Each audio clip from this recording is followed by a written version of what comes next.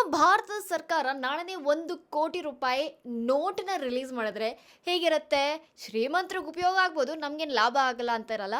ಆದರೆ ಇತ್ತೀಚೆಗೆ ಸುದ್ದಿಯಲ್ಲಿದ್ದಂತಹ Iran recent ಆಗಿ 10 ಮಿಲಿಯನ್ ಇರಾನಿಯನ್ ರಿಯಾಲ್ ನೋಟ್ನ ರಿಲೀಸ್ ಮಾಡಿದೆ. ಅವರ ಇತಿಹಾಸದಲ್ಲಿ ಇದು ಹೈಯೆಸ್ಟ್ ಡಿನಾಮಿನೇಷನ್ ಇದ್ದಂಥ ನೋಟ್ ಇದು. ಇದಕ್ಕಿಂತ ಮೊದಲು ಫೆಬ್ರವರಿಯಲ್ಲಿ 5 ಮಿಲಿಯನ್ ರಿಯಾಲ್ನ ಅವರು ಇಂಟ್ರಡ್ಯೂಸ್ ಮಾಡಿದ್ರು.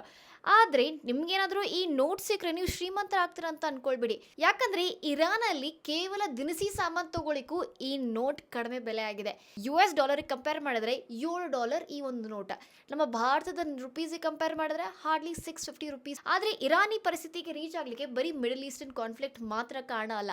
ಇದಕ್ಕಿಂತ ಮೊದಲು ಅವ್ರು ಡೀಲ್ ಮಾಡಿದಂತಹ ಎಕನಾಮಿಕ್ ಸ್ಯಾಂಕ್ಷನ್ಸ್ ಹಾಗೂ ಜಾಸ್ತಿ ನೋಟ್ ಪ್ರಿಂಟ್ ಮಾಡೋದ್ರಿಂದ ಈ ಪರಿಸ್ಥಿತಿಗೆ ಬಂದಿದ್ದಾರೆ. That is inflation rising. ಯಾವಾಗ ಜಾಸ್ತಿ ನೋಟ್ನ ಪ್ರಿಂಟ್ ಮಾಡ್ತಾರೆ ಅವರ ಎಕನಾಮಿ ಸ್ಟೆಬಿಲೈಸ್ ಆಗಲ್ಲ, ಅದ್ರ ಬದಲು ಅದರ ವ್ಯಾಲ್ಯೂ ಕಡಿಮೆ ಆಗ್ತಾ ಹೋಗುತ್ತೆ. ಆ್ಯಂಡ್ ಇದರಿಂದಾನೇ ಇರಾನ್ ಇವತ್ತು ಎಕನಾಮಿಕಲಿ ಸಹ ಸಫರ್ ಆಗ್ತಾ ಇದೆ. ನಿಮಗೆ ನೋಟ್ ಸಿಕ್ಕಿದ್ರೆ ನೀವು ಏನೇನು ಖರೀದಿ ಮಾಡ್ತೀರಾ? ಕಮೆಂಟ್ ಮಾಡ್ತಾ ಈ ವಿಡಿಯೋನ ಶೇರ್ ಮಾಡೋದನ್ನ ಮರಿಬೇಡಿ.